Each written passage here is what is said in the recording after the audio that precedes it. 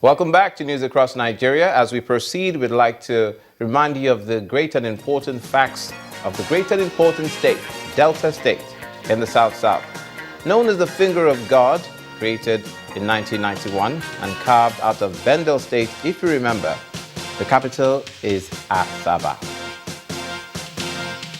And there's the economic hub as well, Warri.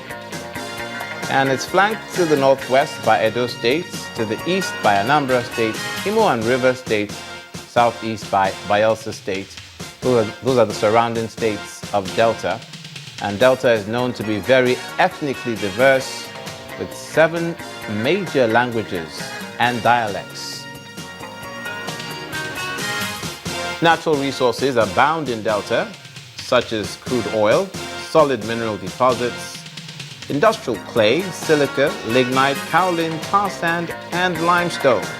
Reasons for foreign direct investment.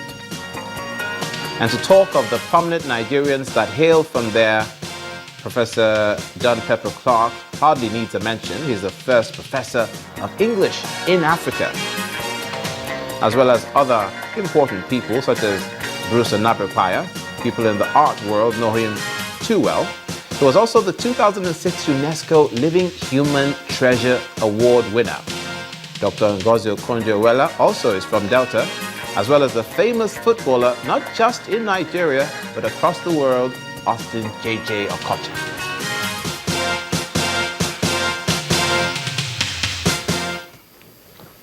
Now, members of the Senate Ad Hoc Committee on Works are continuing their inspection of erosion sites in parts of southern Nigeria. And this time, they're in Edo State, where they've attributed the poor state of Nigerian roads, particularly in the south, to the effect of gully erosion. Chairman of the committee, Senator Barnabas Gemade, who led the members on the inspection, stated the situation needs to be reversed as a matter of urgency. He also added that reports from the fact-finding mission will be sent to the National Assembly for further deliberation. The Senate Committee on Works, currently on a tour of gully erosion sites in some states in southern Nigeria, arrived at the Edo State Government House in Benin City, the Edo State capital. The leader of the team, Senator Barnabas Gemade, states their mission in the state. It became necessary for Senate to resolve to send an ad hoc committee to see things for themselves and bring a report to plenary, so that adequate and strong recommendations will be made for palliative measures of some of these disasters. Here in the Edo State, you'll be surprised to hear that we have 108 active sites. I say 108 active sites.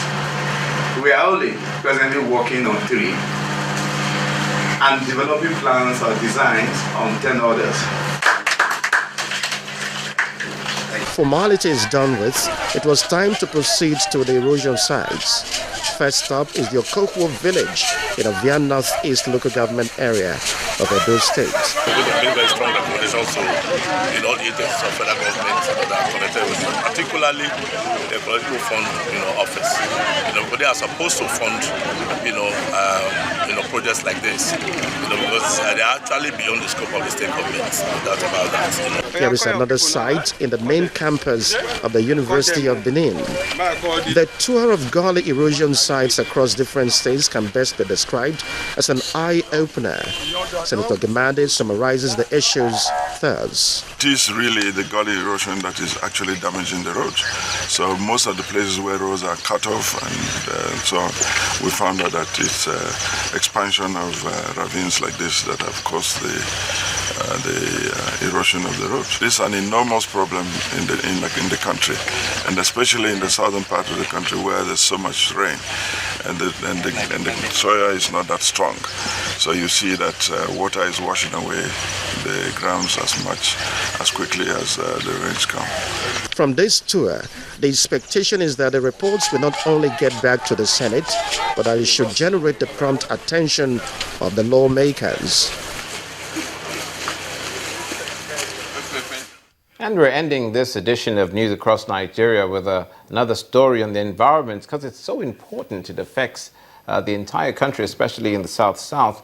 The Amnesty International and Center for Environment, Human Rights and Development, CEHRD, have accused Shell of making false claims about the extent of its oil spill cleanup operations in Nigeria and urged to take more action to help the worst-hit communities. Now, the groups are also accusing the oil major with failing to implement recommendations from a critical 2011 UN report. Amnesty and the CEHRD's claims come in a new report titled Clean It Up, Shell's False Claims About Oil Spill Response in the Niger Delta. The 38-page document says most of the recommendations of a UN Environment Programme UNEP report had not been implemented since its publication 5 years ago.